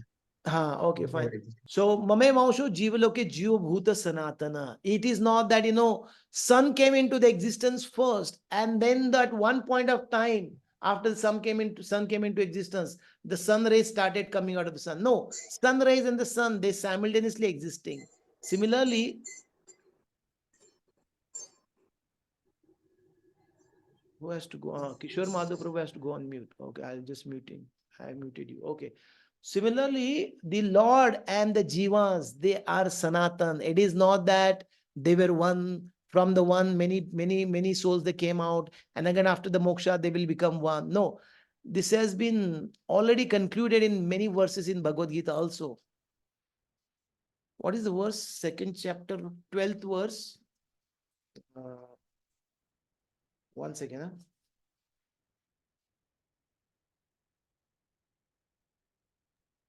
न तो वेहम जातु नाशम न तो हमने मुझे न लिखा How it न starts? चाहे न Natvevaham jatunasam na chaiva natvevaham jatunasam nam neme janadipa na chaiva na bhavishyamaha.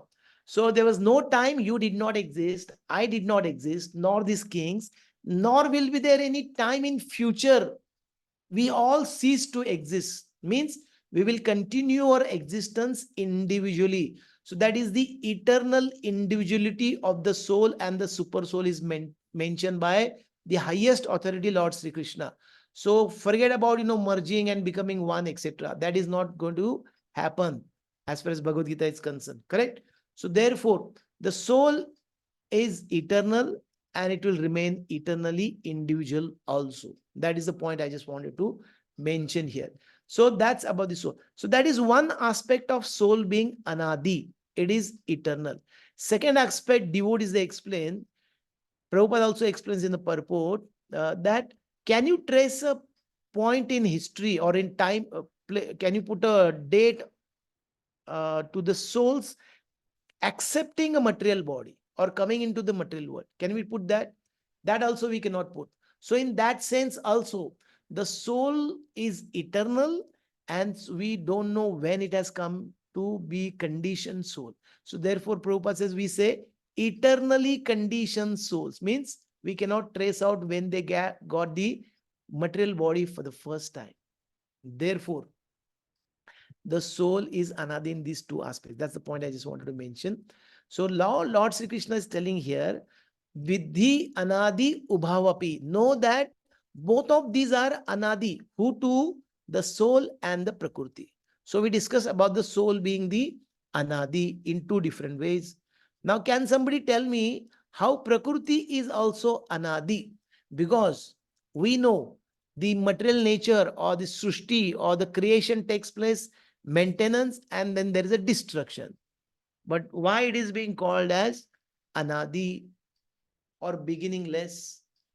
It is having no beginning, no end.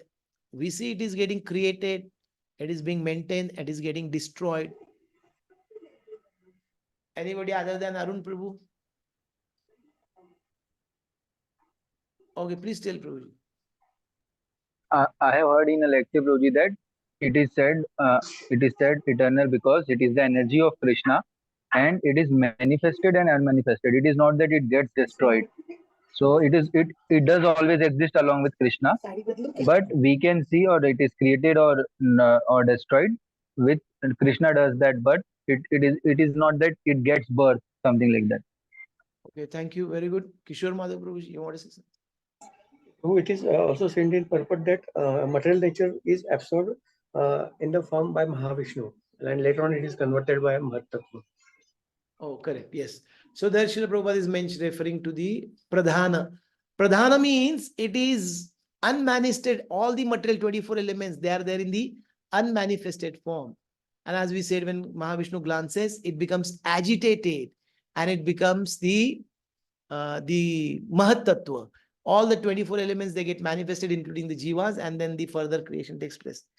A devotee gave a very nice analogy about this Pradhana and Mahatattva in our Bhakti Vaibhav class. Pradhana means, he says, just like in ISKCON, we prepare khichdi. When we prepare khichdi, we take a pot, we put the rice, we put the dal, we put all the sabjis, this, that, etc. Right? And everything, water, everything is being put into the pot. But has anything started? It is still not started agitating. Only when you put the fire, now everything starts agitating and becoming khichdi, right? Like that. So similarly, Pradhana means all the conglomerate, all the elements, material elements are there in unmanifested form, but it is still present there.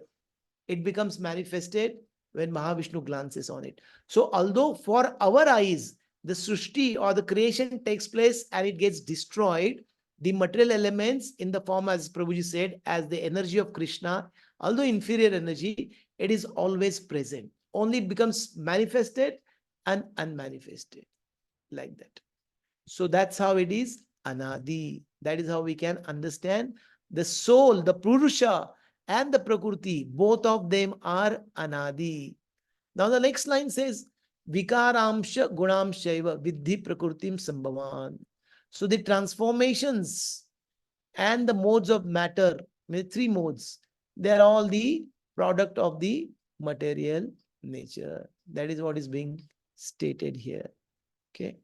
And Srila Prabhupada explains about the mystery of the material creation. He goes on to explain, that what is the purpose of this creation, and that is to facilitate the souls going back, getting a chance. The living entities are again given a chance to act in the material world and prepare themselves to enter into the spiritual world. That is the mystery of this material creation. And many times you must have heard in devotee circles the winding discussions about where the soul came from. Have you heard any other time? Have you heard? Once in our class, Bhakti Vaibhav, there was long winding discussion only on one point, where it came from. So, Prabhupada, clarifies that point here, actually in the purport. He says, don't get into this fight, don't get into this useless debate, where it came from, because it does not matter actually. What does matters? It matters where we have to go. From where we came doesn't matter. Where we have to go. Is there any ambiguity in where we have to go back? Which place we have to achieve? Spiritual world, Vaikuntha, Goloka, Vrindavan, etc., etc. There is no doubt, right? So he says, it really does not matter. Srila Prabhupada, I'm reading from purport. It really does not matter how these living entities or superior entities of the Supreme Lord have come in contact with the material nature. Both of them, they are anadi. Don't go to analyze that. Any analogy you remember? Srila Prabhupada gives a very famous analogy of the shipwrecked ship, just like Titanic. It went apart. So in this connection, anybody can explain that analogy? Srila Prabhupada says that sometimes a ship is actually wrecked, it's broken, and somebody's fallen into the ocean now. Somebody comes for rescue and rescue that particular person who's drowning in the ocean now.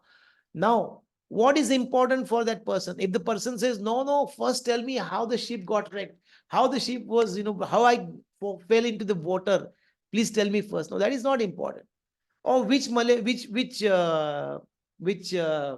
mosquito bit me and that malaria happened to me. Please tell me, doctor. Then only I'll take medicine. No, what is important?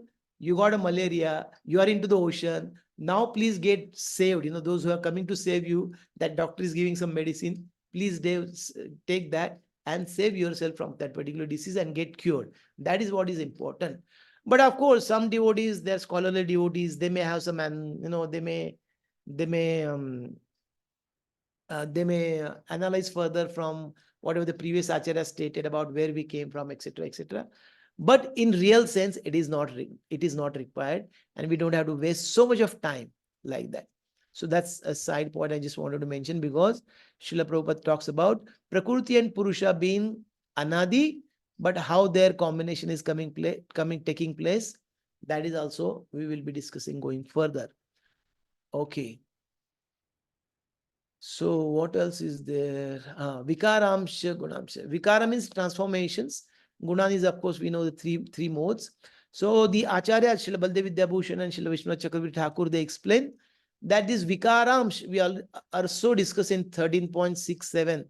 Vikarams means the happiness, distress, ichha, dvesha, etc. like that. So these are the transformations which the jiva is experiencing. So here it is saying the jiva is experiencing these happiness, distress, etc. All of us, we are experiencing.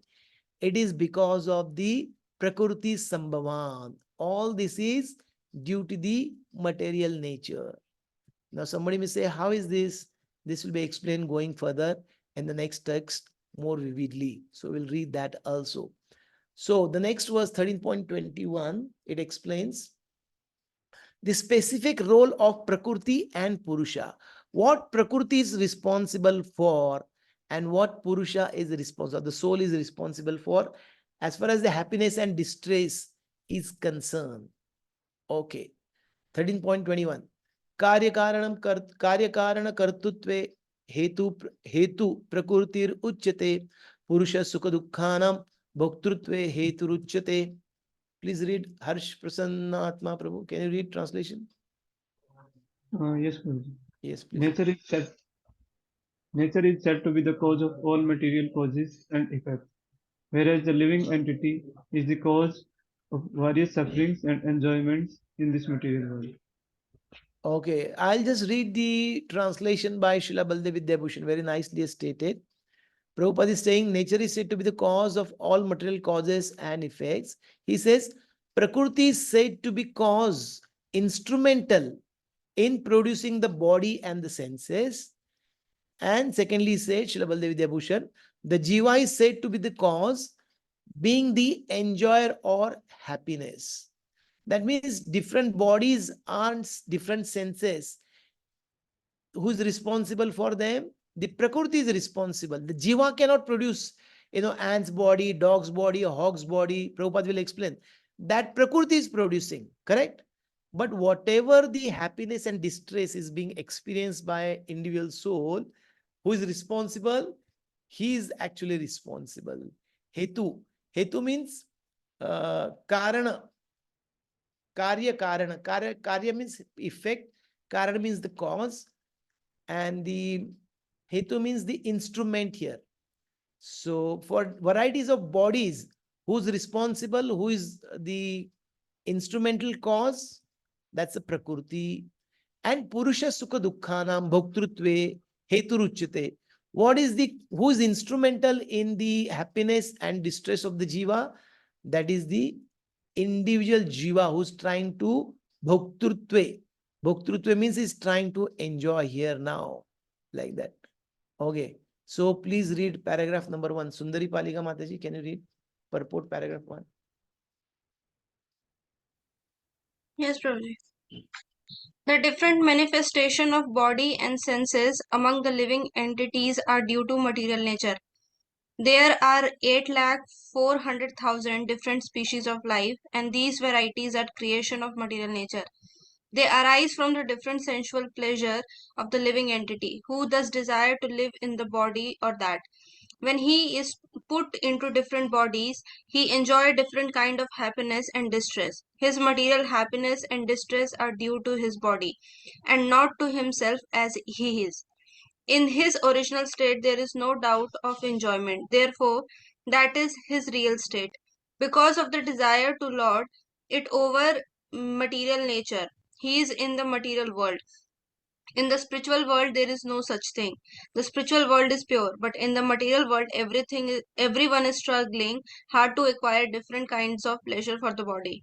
It might be more clear to state that this body is the effect of the senses. The senses are instruments for gratifying desire.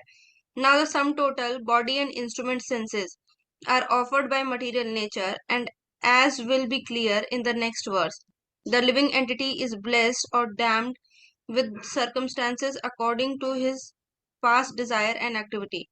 According to one's desire and activities, material nature places one in various residential quarters. The being himself is the cause of his attaining such residential quarters and his attendant enjoyment or suffering.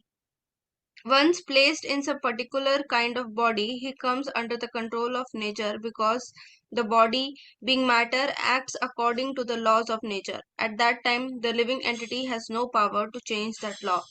Suppose an entity is put into the body of a dog. As soon as he is put into the body of a dog, he must act like a dog. He cannot act otherwise. And if the living entity is put into the body of a hog, then he is forced to eat a stool and act like a hog. Similarly, if the living entity is put into the body of a demigod, he must act accordingly to his body.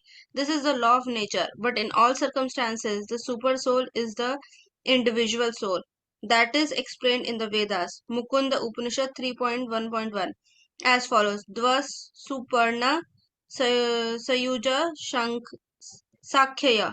The Supreme Lord is so kind upon the living entity that he always accompanies the individual soul and in all circumstances is present in super soul or Paramatma.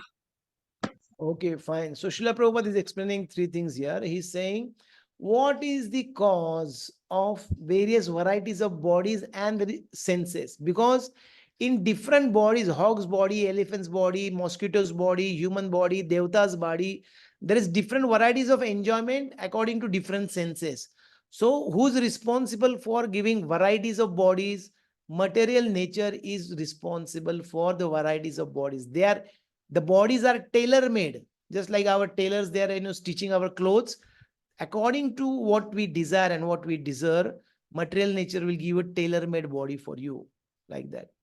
And then who's responsible for whatever the happiness and distress, the vikarams we earlier discussed, the soul is going under that. The soul himself, according to, because of his particular enjoying propensities or desires, he is getting a particular body and senses awarded by the material nature. So responsibility lies with jivas only, not that the material nature is responsible for the sukha and dukkha of the jiva. No, that is very clear. But it is cause in the sense, because this is being discussed now, this topic, Purusha and Prakriti, is being discussed. So therefore, different angles are being explained to give us the overview of these things. Just like sometimes a criminal is caught. If the criminal is caught and is being, produced before the judge and caught by the police, and now the judge is giving some judgment and punishment. So who's responsible? The judge is not responsible. The police, they are not responsible. Criminal themselves, they are responsible. But if the judge and police, they are not present there or they are not available, will the criminal get punished? No. So this way, from these different angles, what is the role of Prakriti? What is the role of Jiva? These things are being explained to us. Okay. Any questions or comments on this?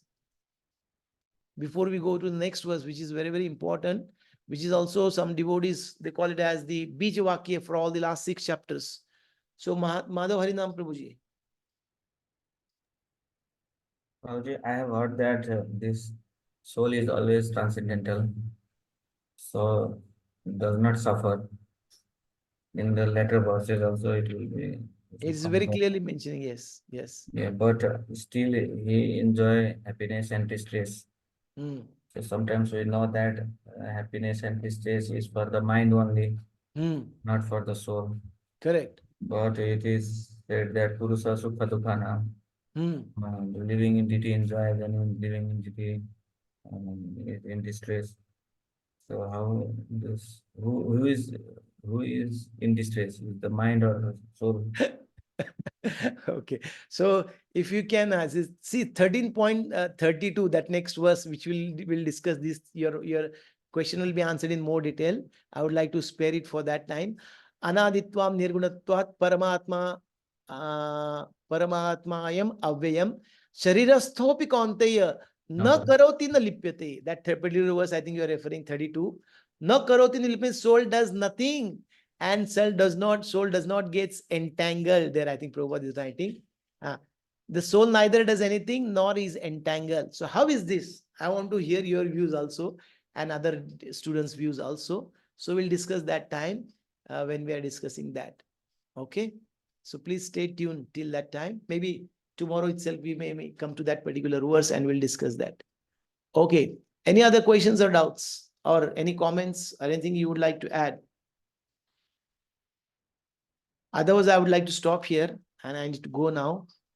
And then we'll continue from 22nd verse, is very, very important. It is called the Bija Vakya. Means, let me go to the verse first, 13.26, 22. Yeah. Purusha prakriti stohi bhungte prakriti jan gunan karanam gunasangasyo sad asad yoni janmasu. So this Purusha, the soul, is being situated in the Prakriti. He's trying to enjoy through the 3 modes. Bhunkte Prakriti Jangunan. Karanam Guna Sangasya. Because of his association with the 3 modes, what is happening? Sad Asad Yoni Janmasu. He is going through the lower and higher species of bodies or the species of life he is going through. So this is the Bijavaki in the sense. On this Bija, the next chapter where it talks about the 3 modes, how somebody comes under the condition by 3 modes, what is the effect, what happens after the death if somebody is in a particular mode, and how to transcend, obviously, the 3 modes. That will be discussed in 14th chapter. And then the 15th chapter, the whole entire material world as the tree, banyan tree. And the 3 modes is something like we are watering the 3 modes and the tree is growing. And the living entities are jumping from one branches to another, upper branches, lower branches. And that will be also explained in the next 16th chapter, Daivasuri. The lower branches are the bad fruits of this particular tree of the material world, which is upside down, Urdhumula Madashakam. That is explained as the Asuri Swabhava or the nature, demoniac nature, and the upper branches, the good fruits of this tree are considered as this thing. And again, going in the 17th chapter, Krishna will again revisit the 3 modes and will explain what is the faith in 3 modes, what is the worship in 3 modes, what is the ahara in 3 modes, etc. What is the tapasya, austerities in 3 modes, what is the charity in 3 modes. Everything he will explain based on these 3 modes. And that's how this next verse is considered as the Bijavakya. Chaitanya Charan Prabhu explains that. And then Acharya has also explained that. And then the last chapter, 18th chapter, is nothing but again the summary by the good teacher Lord Sri Krishna of the entire Bhagavad Gita, Karma Yoga, Jnana Yoga, Bhakti Yoga, and the conclusion of the Bhagavad Gita also will be stated there in the 18th chapter. So fine. So our time is over and I would like to stop here if there are no questions or no comments. Tomorrow also, I will be going back to the hospital now. So tomorrow also, I will communicate if there is any change. Otherwise, we will continue to have our class. But in case there is, most unlikely, we may not have it. we most likely will have the class, but if there's anything, I will let you know. Okay. Hare Krishna. So I don't see any questions, any comments, much interactions. Arun Prabhu, I was asking you this last time also. Arun Prabhu is here or gone? Yes, Guruji, I am here. Ah, okay. So this is like this only, or only with me this is happening? I'm a little worried. No, generally, it's not there. Oh, generally no questions, huh? No, generally, it's not there. Devotees ask questions. Okay. They contribute Yeah. also, they comment also, they add some points. Yes, Guruji. Actually, when Adi Bhagwan Guruji used to take summary of the last previous class, used to happen for 20 minutes, 25 minutes, sometimes half an hour. So we will try our best. Okay, I don't know. So there's some mystery, it seems like, which I need to unfold. Okay. Anyway, thank you very much. Granthra Srimad Bhagavad Gita ki jai, Srila Prabhupada ji ki jai, Upasthit Gaur Bhakti ki jai, Nidai Gaur Premanande, Hari Hari Bo. Thank you very much. Hare Krishna.